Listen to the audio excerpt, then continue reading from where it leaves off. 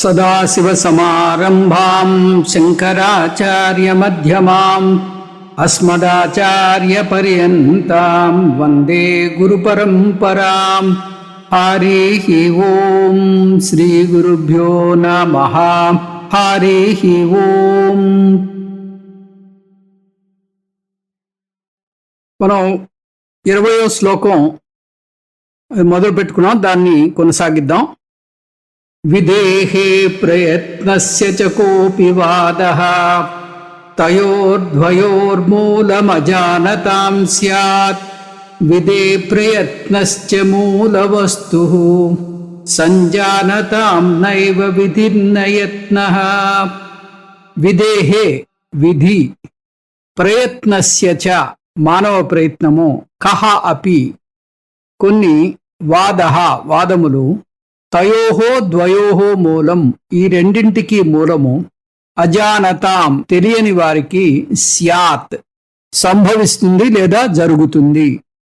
విదేహే ప్రయత్నస్య విధి యొక్క మానవ ప్రయత్నం యొక్క మూల వస్తువు మూలస్థానము, సంజానతాం అని తెలిసిన జ్ఞానికి, నయేవ విధి విధి కాని, నయత్నః ప్రయత్నం కానీ లేవు. విధి మానవ ప్రయత్నం యొక్క మూలము తెలియని వారికి అంటే అజ్ఞానులకు వీటి గురించిన చర్చ, వాదోపవాదాలు జరుగుతాయి.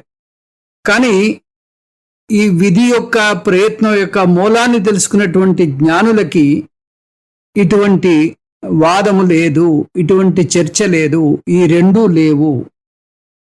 ఈ శ్లోకంలో రమణ మహర్షి విధి తర్వాత మానవ ప్రయత్నము, దీన్ని ఫ్రీ విల్ అంటారు ఇంగ్లీష్లో. ఈ ఫ్రీ విల్కి విధికి, ఫేట్ అండ్ ఫ్రీ విల్, ఈ రెండిటి మధ్యలో వాదము అది వ్యర్థమైనటువంటి వ్యవహారము అన్నట్టుగా చెప్తున్నారు. ఎందుకంటే అది ఎటువంటి నిర్ణయానికి దారితీయదు. ఆ చర్చ వల్ల మీకు వచ్చేటటువంటి లాభం కానీ ఒక పరిష్కారం కానీ దొరకదు. కాబట్టి జ్ఞానులు, తెలివైన వారు ఇటువంటి చర్చల్లోకి దిగరు అంటూ మొదట ఈ చర్చలు వద్దు అన్నట్టుగా చెప్తున్నారు. ఇది ఎందువల్ల అంటే ఈ అజ్ఞాని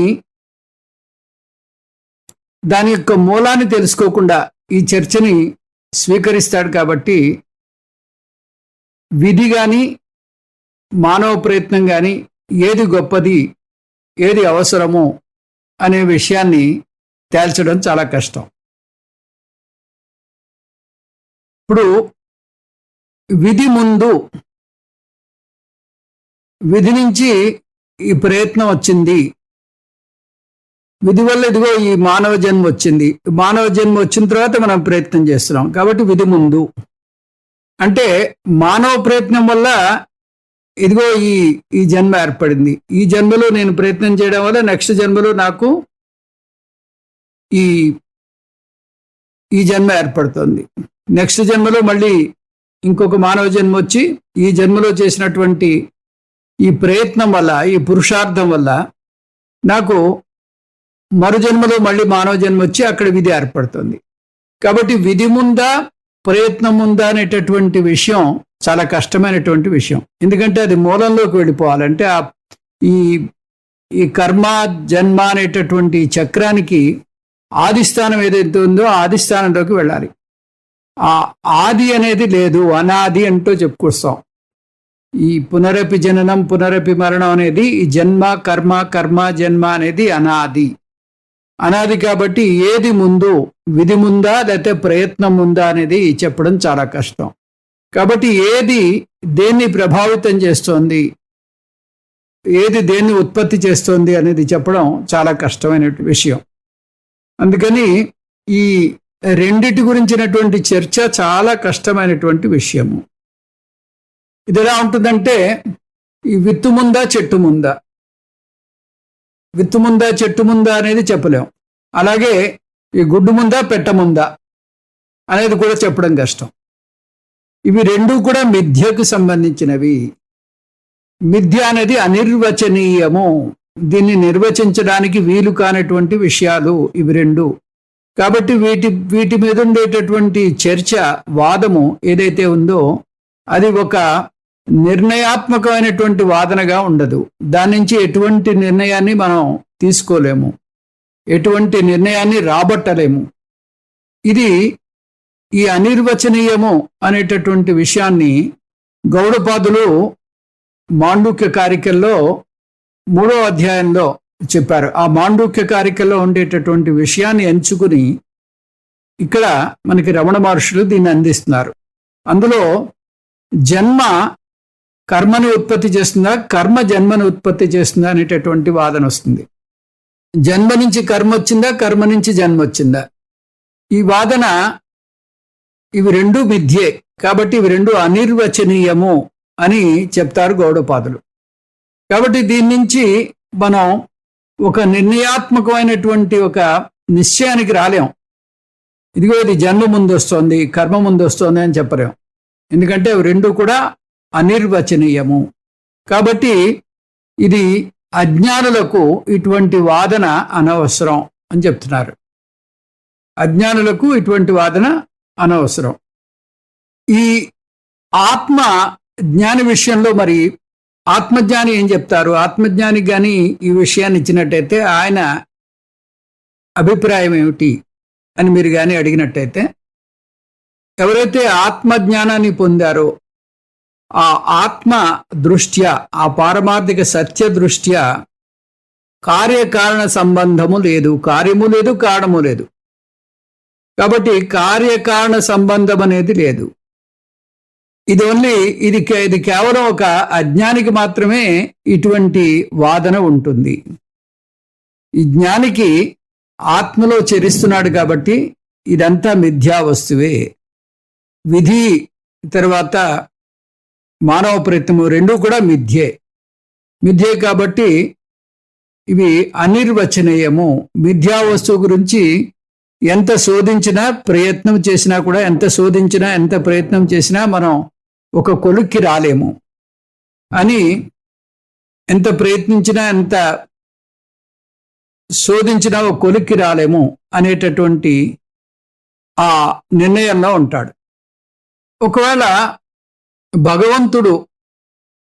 భగవంతుడే ఈ విధిని ఇస్తున్నాడు, మనకి విధిని ఏర్పరుస్తున్నాడు, భగవంతుడు ఇచ్చినటువంటి విధి బట్టి మనం నడుచుకోవాలి, భగవంతుడు మనని ఒక మరబొమ్మలాగా ఆడిస్తున్నాడు అనేటటువంటి ఒక విషయం కానీ ఉన్నట్టయితే, ఈ విధి అందరికీ ఒకేలాగా ఉండదు.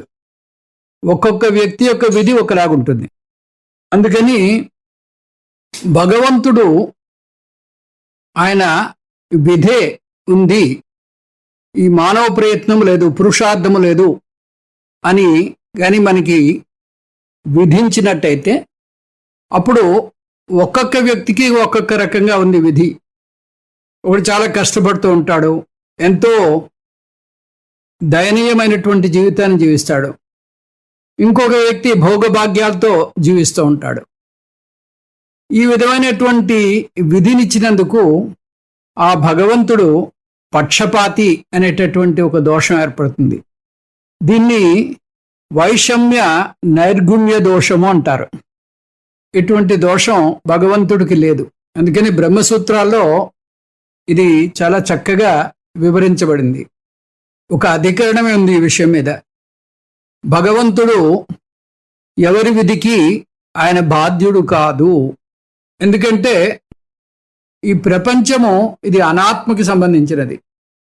ఈ అనాత్మకి సంబంధించిన విషయంలో, జీవుడి విషయంలో ఏ జీవికి ఎటువంటి కర్మఫలాలను ఇవ్వాలి అనే విషయం మీద భగవంతుడి పెత్తనం లేదు. అది కేవలం జీవుడు చేసుకున్నటువంటి కర్మలు బట్టే ఆ కర్మఫలాలు ఉంటాయి.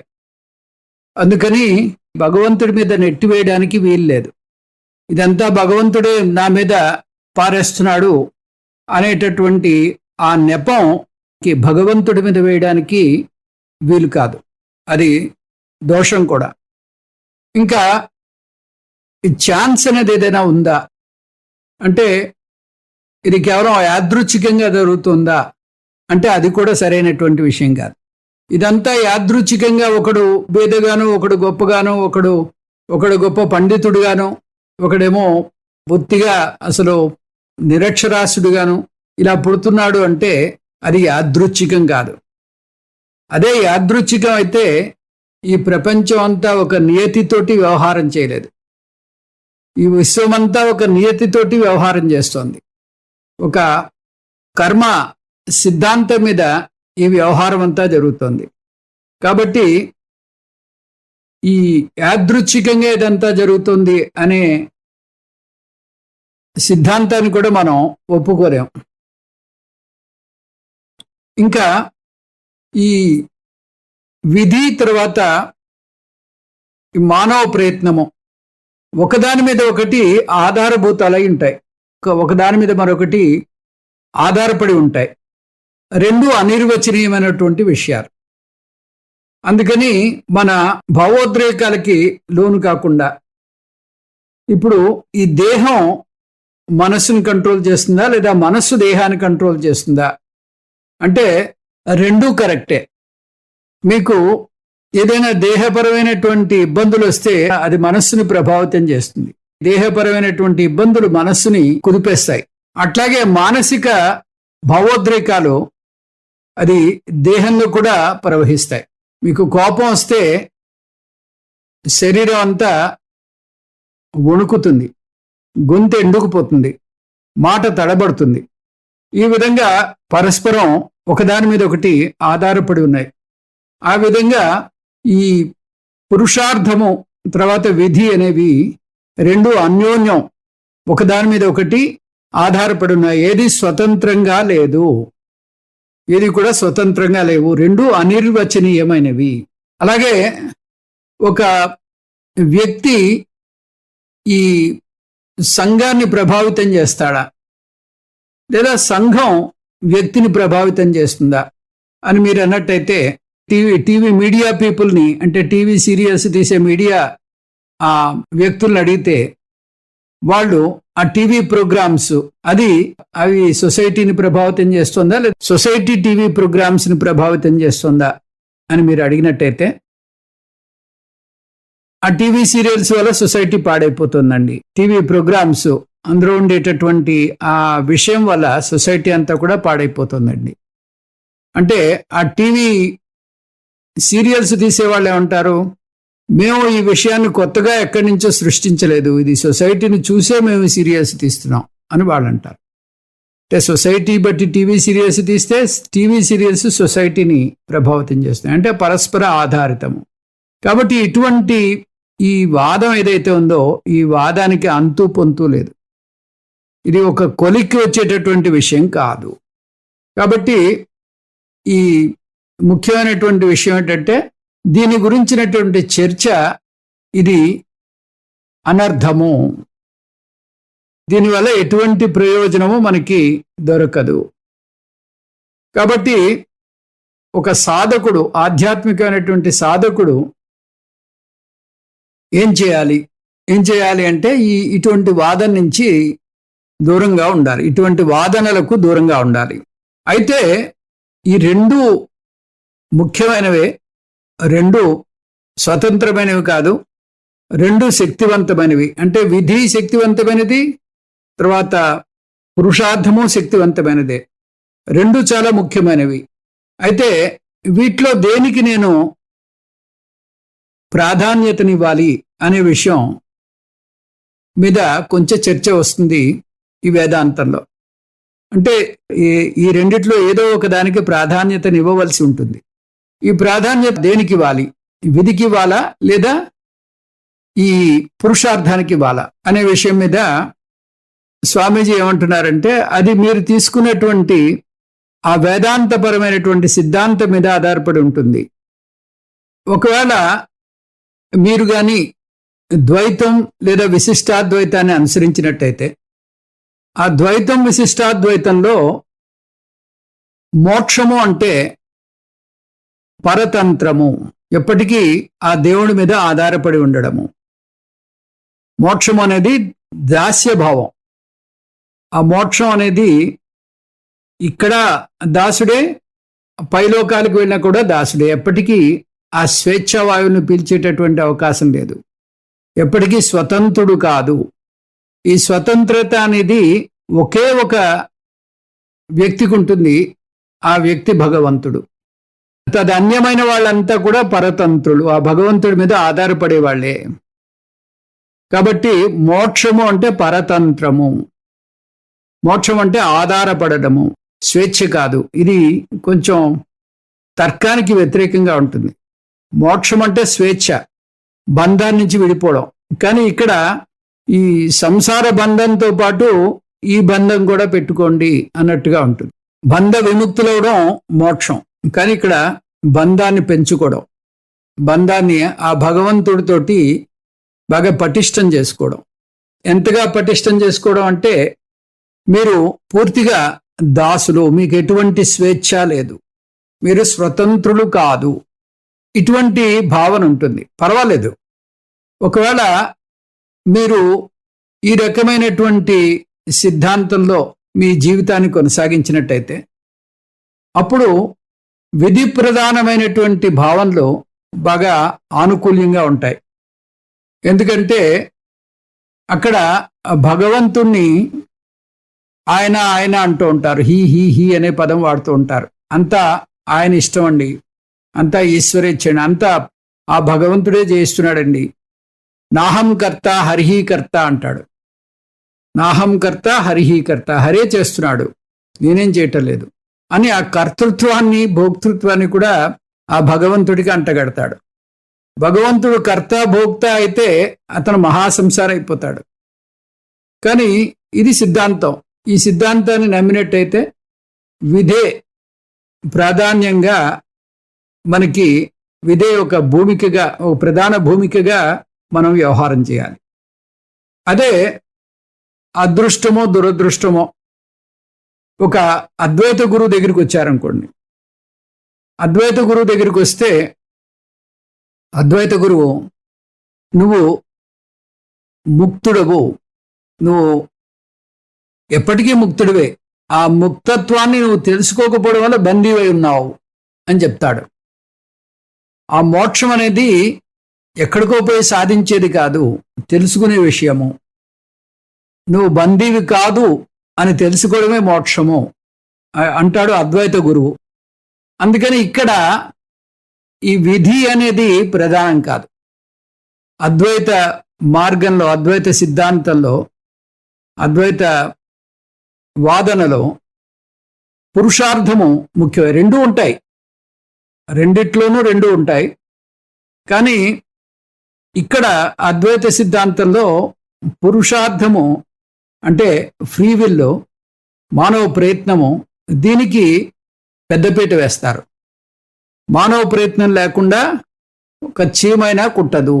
మానవ ప్రయత్నం లేకుండా మనం ఏ పని చేయలేము. మనం చెప్తూ ఉంటాం 4 రకాల కృపలు ఉండాలని. అవేమిటవి? ఈశ్వర కృప, శాస్త్రకృప, గురుకృప, ఆత్మకృప. ఆత్మకృప లేనట్టయితే మీకు ఏది సాధ్యము కాదు. అంటే మీ నుంచి మీకు ఆ ప్రయత్నం ఏర్పడాలి. ఆ ప్రయత్నం కానీ లేనట్టయితే ఏది సంభవము కాదు. ఈ ఆత్మకృప మనం బాగా దాని మీద ఎక్కువ స్ట్రెస్ పెడుతూ ఉంటాం. అందుకని ఈ ఫ్రీ విల్ అనేది తప్పనిసరి. ఇది అద్వైతంలో ఉండేటటువంటి విషయం. ఉద్ధరేత్ ఆత్మనాత్మానం ఆత్మానం అవసాదయేత్ ఆత్మైవ ఆత్మనా బంధు ఆత్మైవ రిపురాత్మన. ఈ విధంగా నిన్ను నువ్వే ఉద్ధరించుకోవాలి అంటూ మనం ఆ పురుషార్థానికి ప్రాధాన్యంగా మన సిద్ధాంతం కొనసాగుతుంది. మీరే బాధ్యులు. కాబట్టి ఈ దాసత్వం నుంచి స్వామిత్వం అంటే నేనే ఈ సమస్తానికి నేనే కారణము.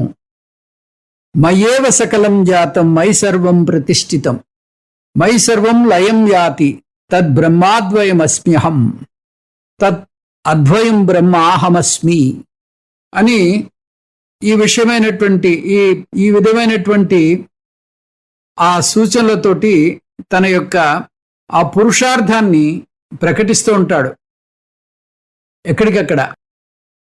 అదే మనం దీంట్లో అహం బ్రహ్మాస్మి అని వస్తుంది మనకి. నేనే ఆ బ్రహ్మను, అంటే పారమార్థిక దృష్ట్యా నేనే బ్రహ్మను, శరీర దృష్ట్యా కాదు. ఈ విధంగా నేను దాసుడను కాను, నేను స్వామిని అనేటటువంటి ఈ విషయం. ఇక్కడ ఉండేటటువంటి దేశకాలాలు నా మీదే ఆధారపడి ఉన్నాయి. ఈ శంకర భగవత్పాదులు ఇంకొక అడుగు ముందుకు వేస్తారు.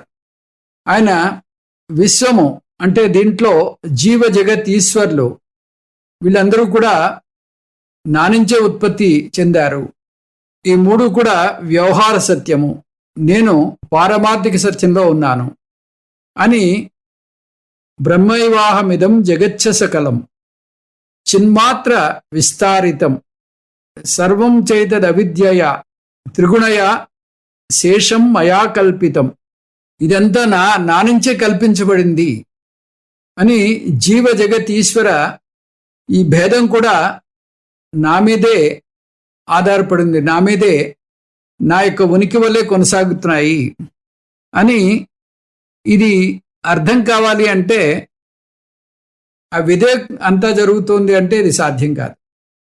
ఆ పురుషార్థాన్ని మీరు నమ్మినట్టయితేనే ఇటువంటి ఆలోచనలకి బాగా బలం వస్తుంది.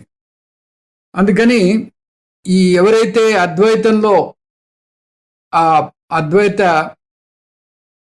శిఖరాల్ని అందుకోవాలని అనుకుంటున్నారో వాళ్ళు ఇక్కడ పురుషార్థానికి పెద్దపీట వేయాలి. అలా కాదు, నాకు విశిష్టాద్వైతము లేదా ద్వైతమే కావాలి, దాంట్లోనే ఉంటాను, అంతా ఆయనే చేస్తున్నారు, ఆయన ఆయన ఆయన అంటూ ఆ విధి ప్రధానమైనటువంటి వ్యవహారం ఆయన ఆయన అంటూ అంతా భగవంతుడే చేస్తున్నాడు, నాదేం లేదు, వ్యవహారంగానే మీరు చేయాలి అని అనుకున్నట్టయితే అప్పుడు విధి ప్రధానమైనటువంటి జీవితం సాగించాలి. తార్కికంగా రెండు ముఖ్యమైన, ఎందుకంటే రెండు పరస్పరం ఒకదాని మీద ఒకటి ఆధారపడి ఉంటాయి. కాబట్టి ఈ చర్చకి మీరు దిగద్దు.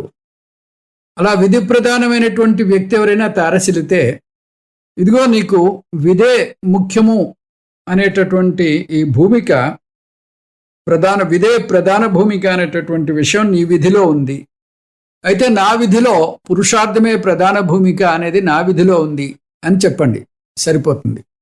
కాబట్టి విధే ప్రయత్నశ్చ అంటే కర్మఫలము, ప్రయత్నము అంటే ఈ విధే ప్రయత్నశ్చ అంటే ఈ విధి తర్వాత మా పురుషార్థము ఈ రెండిటి మధ్య కోపివాద స్యాత్ అంటే ఈ రెండిటి మధ్య చర్చలు వాదములు ఎవరి మధ్యలో ఉంటాయి?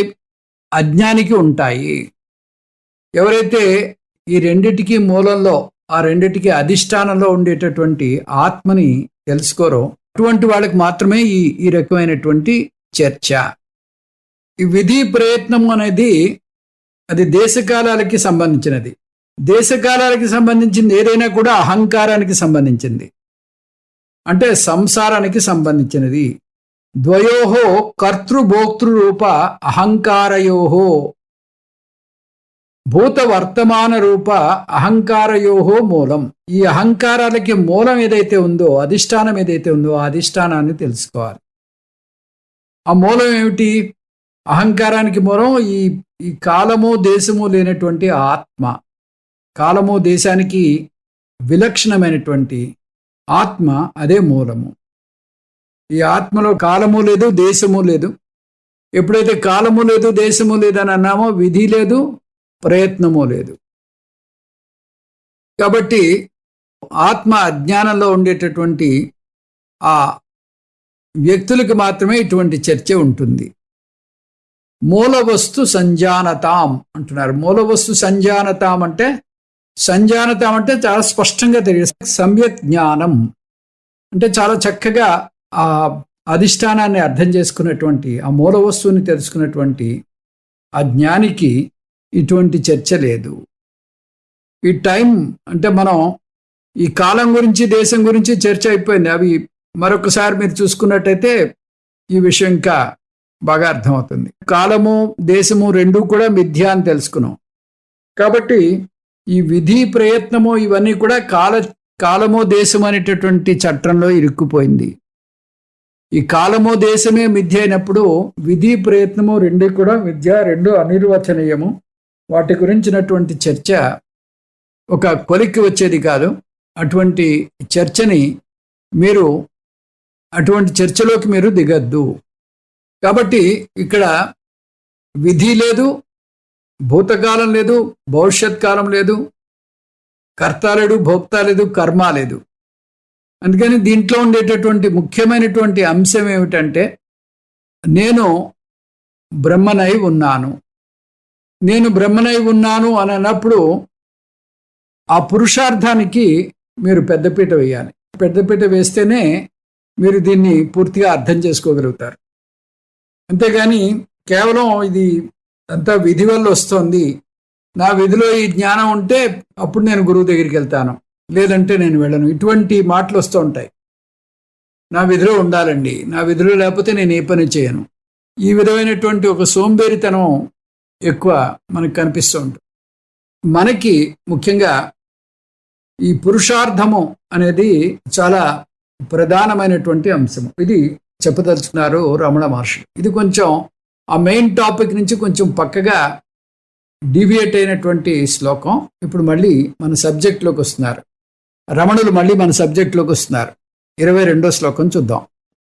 యదీసు దుర్వీక్షణమీక్షితారం అవీక్షితన్మానసికే క్షణం స్యాత్ న ద్రష్టురన్య పరమోహితస్య వీక్ష్య స్వమూలే ప్రవిలీయ నిష్ఠా. ఈక్షితారం అవీక్ష్య, దర్శించేవాణ్ణి చూడకుండా తెలుసుకోకుండా. ఈసుతు వీక్షణం, పరమాత్మ దర్శనం. యత్, ఏదైతే, తత్, అది దృశ్యము. మానసిక ఈక్షణం, మానసిక దృశ్యం. స్యాత్, అవుతుంది. ద్రష్టు అన్యః, ద్రష్ట కాక నహి, లేనే లేదు. తస్య, ఆయనకు, వీక్ష్య, దృశ్యమానమైనది, స్వమూలే, తన యొక్క మూలములో, ప్రవిలీయ, విలీనం చేసుకున్నప్పుడు, నిష్ఠ, అప్పుడు నిష్ఠ ఏర్పడుతుంది. ఆ నిష్ఠలో ఉండడమే పరమాత్మ దర్శనము. ద్రష్టం తెలుసుకోకుండా పరమాత్మను దర్శించటం మానసిక కల్పనే అవుతుంది. నిజానికి ద్రష్ట అంటే పరబ్రహ్మ, పారమార్థిక బ్రహ్మ లేకుండా పరమాత్మ లేనే లేడు. మూలమును తెలుసుకుని ఆ నిష్ఠలో ఉండడమే పరమాత్మ దర్శనము. ఇందులో రమణ మహర్షి ఈ ఉపనిషత్తు యొక్క సారాన్ని చెప్తున్నారు. ఇది కొంచెం కొంతమందికి, అంటే వేదాంతం ఎక్కువగా అలవాటు లేని వాళ్ళకి కొంచెం ఇబ్బందికరంగా ఉంటుంది ఈ శ్లోకం. కొంచెం జాగ్రత్తగా వినండి. ఇది మనకి ఇక్కడ ఏ అనుభవం జరుగుతున్నా కూడా, ఇది బృహదారణ్యకం నుంచి, కేనోపనిషత్తులోంచి దాని సారాన్ని తీసుకుని రమణ మహర్షులు మనకు అందిస్తున్నారు. ఈ ఉపనిషత్తులో మీకు ఏది అనుభవంలోకి వచ్చినా అది మిథ్యే గాని అది సత్యము కాదు. ఎటువంటి అనుభవం అయినా కూడా, మీకు కలలో వచ్చినా లేకపోతే జాగ్రత్త అవస్థలో వచ్చినా, ఎటువంటి అనుభవం ఉన్నా కూడా ఆ అనుభవం సత్యము కాదు, అది మిథ్య కిందే తీసుకోవాలి. ఇది తంబురులు. అంటే మరి అనుభవం తోసిపుచ్చేది అంటే అనుభవం తక్కువ స్థాయికి చెందినటువంటి సత్యము, వ్యవహార సత్యము లేదా ప్రాతిభాసిక సత్యం. అది పారమార్థిక సత్యం అయితే కాదు. అది సాక్షి చైతన్యాన్ని మీకు చూపించట్లేదు అని ఇక్కడ మనకున్నటువంటి ఒక తప్పుడు భావన, దాన్ని తొలగిస్తున్నారు రమణ మహర్షులు. అంటే ఏ అనుభవం వచ్చినా కూడా ఆ అనుభవం మిథ్య. ఎందుకంటే సత్యవస్తు అయినటువంటి నేను ఎటువంటి అనుభవానికి లోను కాను. ఎందుకంటే అనుభవించేటటువంటి ఆ సాక్షే అనుభవింపబడేటటువంటి ప్రమేయంగా మనకి లభ్యం కాదు. ప్రమాత ప్రమేయం కాదు, సబ్జెక్టు ఆబ్జెక్టు కాదు. కాబట్టి మీకు ఎటువంటి అనుభవం వచ్చినా అది ప్రమేయ వస్తువు. ఆ ప్రమేయ వస్తువు అది అది సత్య వస్తువు కాదు, అది మిథ్యా వస్తువే అని ఇక్కడ చాలా చక్కగా చెప్పదలుచుకున్నారు. ఆ విషయం కొంత ఇబ్బంది కలిగిస్తుంది, అది చూద్దాం అదేమిటో.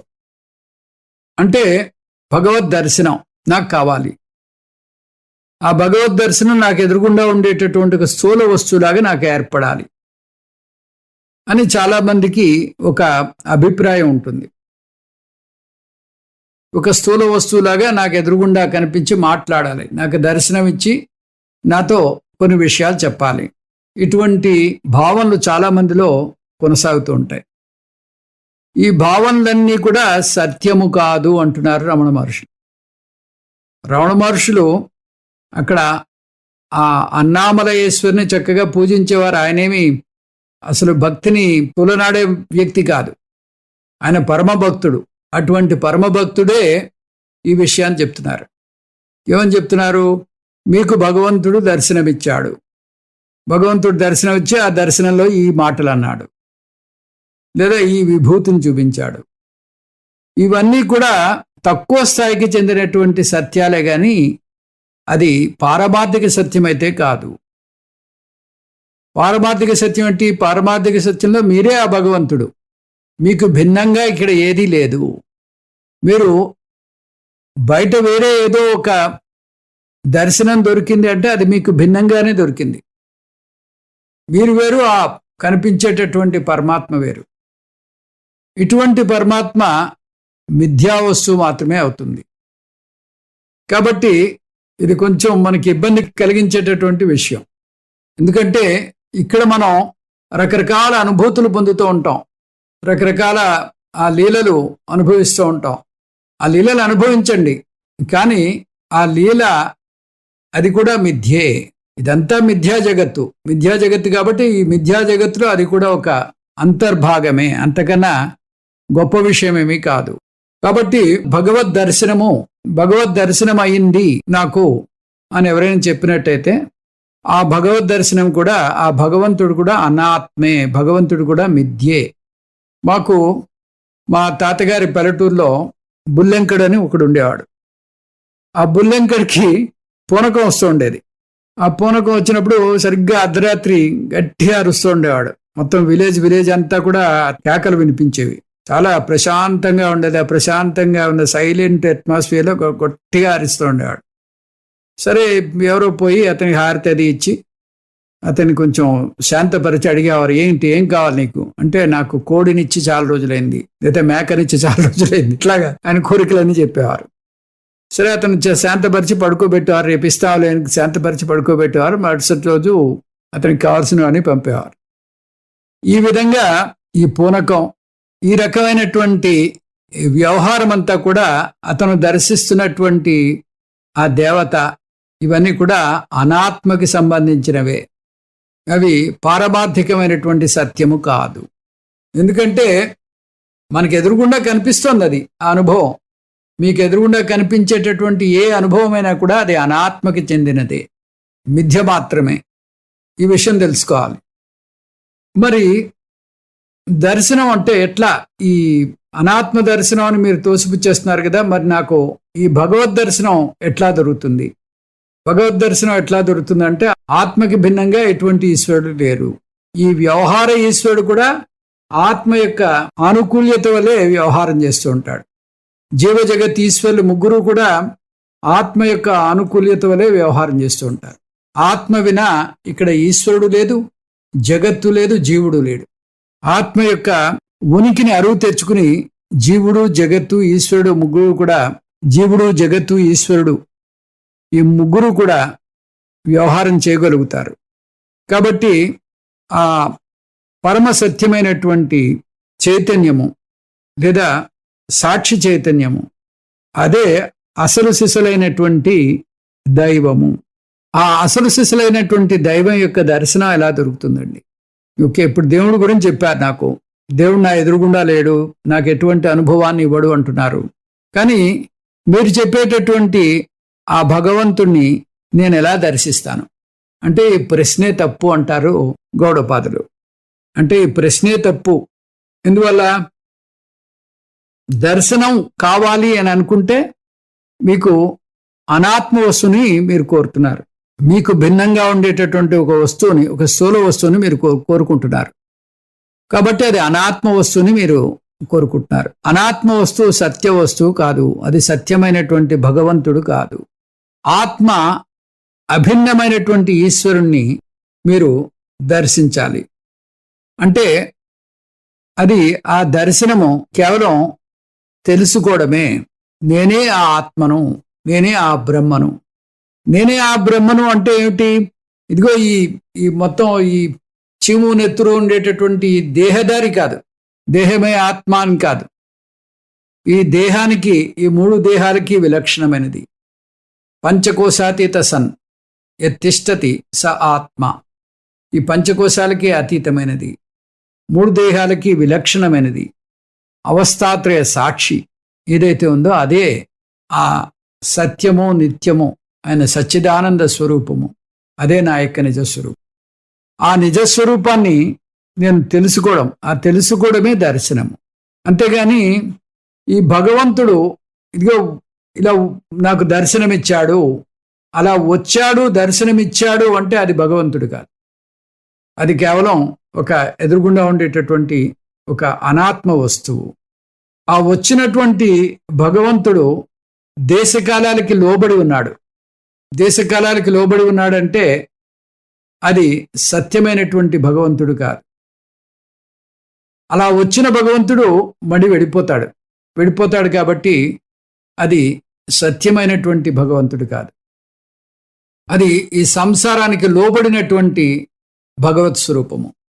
మరి ఇది ఎలా వచ్చిందండి అంటే ఇక్కడ కొంచెం మళ్ళీ ఇబ్బందికరమైన మాట మాట్లాడుతున్నారు. నేను కాదు మాట్లాడేది, రమణ మహర్షులు చెప్తున్నారు. రమణ మహర్షులు ఏం చెప్తున్నారంటే ఇదంతా నీ మనస్సు అది ఇచ్చేటటువంటి ఒక దర్శనము, ఒక మానసిక దర్శనము అంటే కల్పన. కాబట్టి ఆ కల్పన తప్పితే అందులో నిజం ఏమాత్రమూ లేదు అని ఇంత నిజాన్ని చాలా నిజం నిగ్గు తేల్చడం అంటారు. ఆ విధంగా ఈ శ్లోకం, ఒక్కొక్క శ్లోకం ఒక్కొక్క డైనమైట్. ఇందులో ఒక అశనీపాతం లాంటి శ్లోకాలు ఉన్నాయి. ఇందులో కొంచెం తట్టుకోవడం కష్టమే. ఇది ఈ ఉపాసన వల్ల మనకి అంటే ఈ అనాత్మ అనేది ఏదైతే ఉందో, అనాత్మ అనేది అది ప్రాతిభాసిక సత్యము, మానసిక కల్పన అంటున్నారు. మానసిక కల్పన కాబట్టి ఇది ప్రాతిభాసిక సత్యము. ఎట్ ది మోస్ట్ అది కాదండి, ప్రాతిభాసిక సత్యము కాదంటే వ్యవహార సత్యం, అంతేగాని పారమార్థిక సత్యం అయితే కాదు. అసలైనటువంటి దేవుడు ఎక్కడున్నాడు? దేహో దేవాలయ ప్రోక్త జీవో దేవ సనాతన త్యజేత్ అజ్ఞాన నిర్మాల్యం సోహం భావైన పూజయ్యేత్. నువ్వే ఆ భగవంతుడివి, నీకు భిన్నంగా వేరే దేవుడు ఎక్కడా లేడు. కాబట్టి ఈక్షితారం అవేక్ష్య. ఈక్షితారం అవేక్ష అంటే, ఈక్షితారం అంటే ఆ ఆత్మ, ఆ మూల వస్తువు, ఆ సచ్చిదానంద పరమాత్మ, ఆ పారమార్థికమైనటువంటి ఆ భగవంతుడు, అది ఈక్షితారం. ఈక్షితారం అవేక్ష్య. అవేక్ష్య అంటే ఆయన్ని తెలుసుకోకుండా, ఆయన్ని గుర్తించక, ఈ అజ్ఞానమైనటువంటి ఈ లౌకికమైనటువంటి ఈ జీవులందరూ కూడా భగవంతుడు ఎక్కడో ఉన్నాడు, ఆయన కోసం ఏదో వెతకాలి, ఏదో ప్రదేశానికి పోవాలి, ఈ రకమైనటువంటి వెంపర్లాట పడుతున్నారు. ఈక్షిత అంటే ఆ చూసేవాడు, ఈక్షితారం అంటే ఆత్మ. ఇది ఆ సాక్షి చైతన్యమే అసలు సిసలైనటువంటి పరమాత్మ. ఈ పరమాత్మను విస్మరించి ఈక్షితు వీక్షణం. ఈక్షితు వీక్షణం అంటే అదే అసలైనటువంటి దర్శనము. ఈ తెలుసుకోవడమే అసలైనటువంటి దర్శనము. ఈశ్వర దర్శనం అంటే ఒక స్థూల వస్తువులాగా దర్శనం చేయడం కాదు.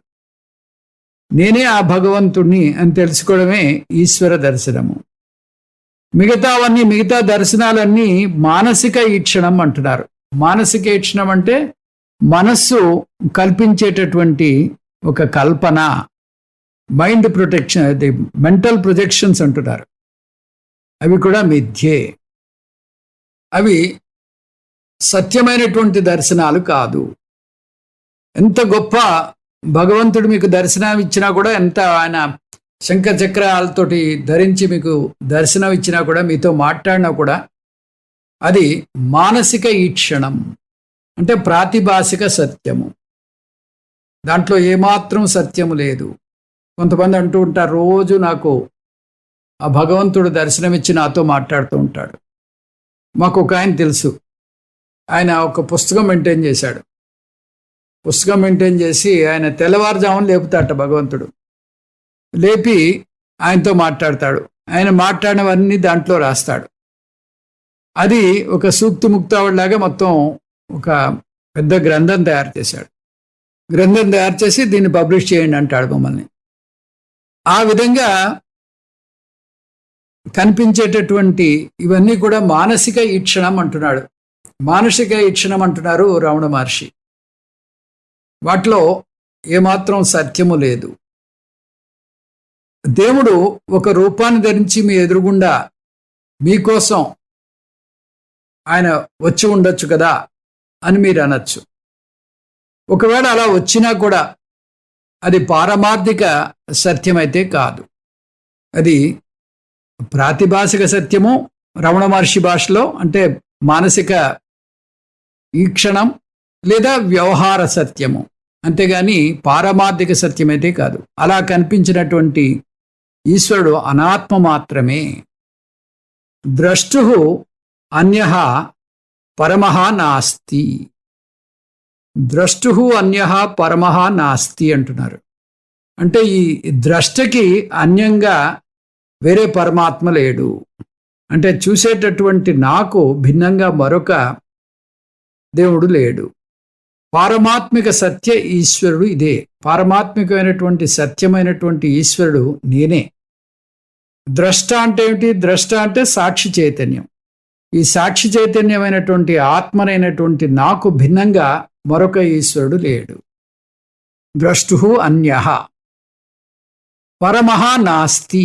పరమః నాస్తి అంటే మరొక పరమాత్మ లేడు. భక్తి లిటరేచర్లో అందుకని ఈ వేదాంతం అనుసరించినటువంటి సిద్ధాంతాలన్నీ ఉపనిషత్తు జోలికి పోరు. ఉపనిషత్తుల్లో అసలు విషయం సత్యాన్ని బయటపెట్టేస్తుంది. మళ్ళీ ఆ ఉపనిషత్తుల సారాన్ని సామాన్య జనానికి అందుబాటులో ఉండడానికి ఈ రమణ మహర్షి అందించినటువంటి సద్దర్శనం అంతదీటుగాను అందులో ఉండే సత్యాలన్నిటినీ తేటతెల్లం చేస్తోంది. కాబట్టి అద్వైతానికి భిన్నంగా ఉండేటటువంటి ఈ సిద్ధాంతాలన్నీ కూడా ఉపనిషత్తుల్ని పక్కకి పెట్టి ఈ భక్తికి సంబంధించినటువంటి గ్రంథాలనే ఎంచుకుంటారు.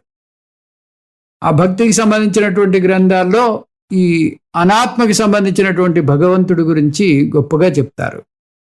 ఆ గొప్పగా చెప్పేటటువంటి భగవంతుడంతా కూడా మిథ్య అనాత్మ అని ఈ శ్లోకంలో చెప్తున్నారు. అటువంటి భగవంతుడు బంధకత్వాన్ని కలుగు చేస్తాడు. ఆయన అంటే నీకన్నా భిన్నంగా ఉండేటటువంటి ఆ భగవంతుడు, అది ఒక బంధకత్వము. అన్యోహం అస్మీతి నస వేద సహ దేవానాం పశు. ఇటువంటి అంటే దేవానాం పశువు అని ఒక విధమైనటువంటి, దేవానాం పశువు అంటే దేవతలకి పశువు. ఇటువంటి వాడు దేవతలకి పశువు అని చెప్పి బృహదారణ్యకంలో చాలా చక్కగా అవిద్యా సూత్రం వస్తుంది. అవిద్యా సూత్రం అంటే ఆ భక్తి మార్గంలో ఉండి అద్వైతంలోకి రానటువంటి వాళ్ళని ఏమాత్రం అద్వైతం గారి సొక్కకుండా ఆ దేవతలు జాగ్రత్త పడతారట. ఎందుకంటే ఈ రకమైనటువంటి భక్తులు సేవలు చేస్తూ ఉంటారు.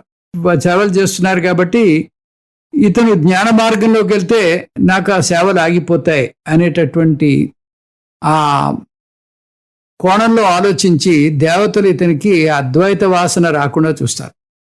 దేవానాం పశువు, దేవతలకి పశువుగా ఉండాలి అనేటటువంటి కోరికతోటి ఈ విషయం జరుగుతుంది అని దేవతలు చేసేటటువంటి ఆ వ్యవహారాన్ని, అది ఎట్లా అంటే వాడి దగ్గర 100 గొర్రెలు ఉంటాయి, ఒక గొర్రె తప్పిపోయింది, ఒక గొర్రె కదా అని పర్వాలేదు అని అనుకోట, అయ్యోయ్యో నాకు ఒక గొర్రె పోయింది అని చాలా వెంపర్లాడతాడు. ఆ విధంగా మళ్ళీ ఆ గొర్రెని ఎలాగైనా తెచ్చుకోవాలి. నిన్నటి వరకు సేవ చేస్తున్నాడు సడన్ గా ఐఏఎస్ పరీక్ష పాస్ అయి ఐఏఎస్ ఆ పదవిని అధిష్ఠించబోతున్నాడు. అది యజమానికి ఎంతో బాధాకరంగా ఉంటుంది. ఆ విధంగా దేవతలకి ఈ భక్తుడు అద్వైతంలోకి వచ్చాడంటే చాలా కంటకంగా ఉంటుంది, చాలా బాధగా ఉంటుంది. దీన్నే దేవానాం పశువు అంటారు. కాబట్టి ఈ అద్వైతం కాని ఈ సిద్ధాంతాలన్నీ కూడా ఇటువంటి ఈ లౌకికమైనటువంటి అనాత్మకు సంబంధించినటువంటి మిథ్యకి సంబంధించినటువంటి భగవంతుడిని ఎక్కువ ప్రచారంలో పెడతారు. అద్వైతం అయితే దీన్ని ఒప్పుకోదు. ఎందుకంటే అక్కడ అతను సేవకుడు, ఆ భగవంతుడు ఆయన శంకరుడు, ఇతను కింకరుడు, ఎప్పటికీ భృత్యువే. నేను ఎప్పటికీ సేవకుడిని, దాసోహం అని ఆ రకమైనటువంటి ఆ వ్యవహార సత్యమైనటువంటి ఆ ఈశ్వరుని కొలుస్తూ ఉంటారు. ఇప్పుడు ఆ దాసుడుగా మిగిలిపోవాలా లేదా నేనే యజమానిగా ఉండాలా, దాసుడుగా మిగిలిపోవాలా లేదా యజమానిగా ఉండాలా అనేది మనం ఆలోచించుకోవాలి. ఈ బానిసత్వం అనేది అది విశిష్టాద్వైతంలోనూ ద్వైతంలోనూ తప్పదు. అది ఆ బానిస అనేది బానిసే అంటే డ్రైవరే. అది ప్రెసిడెంట్కు డ్రైవర్ అయినా లేదా మనకి డ్రైవర్ అయినా డ్రైవరే కదా. కాబట్టి ఆ బానిసత్వం నుంచి బయటపడాలి, ఆ స్వేచ్ఛ వాయువుల్ని పీల్చాలి అని, ఆ దాస్య శృంఖలాల నుంచి మీరు తప్పించుకోవాలి అని అనుకున్నట్టయితే అద్వైతమే శరణ్యము. ఇందులో దర్శనము ఆ సత్యమైనటువంటి భగవంతుడి యొక్క దర్శనము అంటే ఆ భగవంతుడి గురించినటువంటి ఆ జ్ఞానాన్ని సంపాదించుకుని ఆ నిష్ఠలో నెలకొనడమే, ఆ నిష్ఠలో నిలబడ్డమే భగవద్ దర్శనము అంటే. తస్య వీక్షణం స్వమూలే ప్రవిలీయ నిష్ఠ అంటున్నారు రమణ మహర్షి. దీన్ని డిఫైన్ చేస్తున్నారు దర్శనం అంటే. తస్య వీక్ష అంటే ఆ దర్శనం, ఆ భగవంతుడి యొక్క దర్శనం స్వమూలే, నా స్వరూపంలో ప్రవిలీయ నిష్ఠ, నా స్వరూపంలో నెలకొని ఉండడమే ఆత్మదర్శనం. అదే ఆత్మదర్శనం అంటే. అంతేగాని ఎదురుగుండా ఉండేటటువంటి ఒక వస్తువులాగా మనం దర్శించాలని కోరుకోవడం అనేది అది సరైనటువంటి మార్గము కాదు అని ఇందులో చాలా చక్కగా వర్ణించారు. ఇంకా ముందు కొత్త శ్లోకాలతోటి మనం తెలుసుకుందాం. అందులో ప్రతి శ్లోకం నేను చెప్పినట్టుగా ఒక్కొక్క పిడుగు, ఆ పిడుగులాగా పడుతూ ఉంటుంది మనకి. ఆ లోపల ఉండేటటువంటి ఆ తప్పుడు భావనలన్నింటినీ పూర్తిగా పెకలించి, పూర్తిగా తోసివేసి ఆ సత్య మార్గంలో నిలబెట్టేటటువంటి అద్భుతమైనటువంటి శ్లోకాలు ఉన్నాయి. జాగ్రత్తగా పరిశీలించి వీటిని అనుసరించినట్టయితే మనకి ఆ నిస్సంశయమైనటువంటి జ్ఞానం కలిగేటటువంటి అవకాశం ఉంటుంది. ఓం తత్సత్ సర్వం శ్రీకృష్ణ అర్పణమస్తు. ఇది ముగించే ముందు ఒక చిన్న కథతోటి మనం ముగిద్దాం. ఒకతను ఆఖరి క్షణంలో భగవన్నామం చెప్తే ఉన్నత లోకాలకు వెళ్తారని శాస్త్రవాక్యం తెలుసుకున్నాడు. ఇదేదో బాగుందని యమునితో ఇలా మొరపెట్టుకున్నాడు. స్వామి, నన్ను తీసుకెళ్లే ముందు నాకు తెలియజేయండి, నేను భగవన్నామం చేసుకుంటాను అన్నాడు. యముడు దానికేముంది, అలాగే తెలియజేస్తాను అన్నాడు. యముని అభయంతో భగవంతుడి ధ్యాసే లేకుండా విలాసాలతో యథేచ్ఛగా గడుపుతున్నాడు. ఒకరోజు హఠాత్తుగా మరణించాడు. యమభటులు అతన్ని తీసుకుపోయి యముని ముందు హాజరుపరిచారు. అతను యమునితో వారిరువురి మధ్య పూర్వ ఒప్పందాన్ని గుర్తు చేసి, నువ్వు నన్ను తీసుకువెళ్లే ముందు తెలియజేస్తానని వాగ్దానం చేశావు. అలా నీ మరణించే ముందు తెలియజేయకుండా మోసం చేశావని నొచ్చుకుంటూ పలికాడు. దానికి యముడు, నీకు 4 సార్లు నేను తెలియజేశాను, అయితే మా పద్ధతిలో తెలియజేశాను. నువ్వే పట్టించుకోకుండా యథేష్టాచారం చేశావు, విలాసాలతో యథేచ్ఛగా గడిపేశావు. మొదటిసారి నీ జుత్తు తెల్లబడేలా చేశాను, నువ్వు రంగు వేసుకుని కుర్రవేషాలు వేశావు. రెండోసారి నీ పళ్ళు ఊడిపోయేలా చేశాను, నువ్వు కట్టుడు పళ్ళు కట్టించుకుని ఏమీ తెలియనట్టు వ్యవహరించావు. మూడోసారి బీపీ షుగర్ వచ్చేలా చేశాను, నువ్వు మాత్రలు మింగుతూ కులాసాలు మానలేదు. 4వోసారి గుండెపోటు తెప్పించాను, నువ్వు బైపాస్ చేయించుకుని నా సూచనలు ఏమీ పట్టించుకోలేదు అంటూ వాపోయాడు యముడు. మన జీవితమంతా లౌకిక వ్యవహారంలో గడిపేస్తూ భగవంతుణ్ణి పట్టించుకో. చేతులు కాలేక ఆకులు పట్టుకుని లాభమేముంది? ఓం పూర్ణమదః పూర్ణమిదం పూర్ణాత్ పూర్ణముదచ్యతే పూర్ణస్య పూర్ణమాదాయ పూర్ణమేవావశిష్యతే. ఓం శాంతి శాంతి శాంతి. హరి ఓం. శ్రీ గురుభ్యో నమః. హరి ఓం.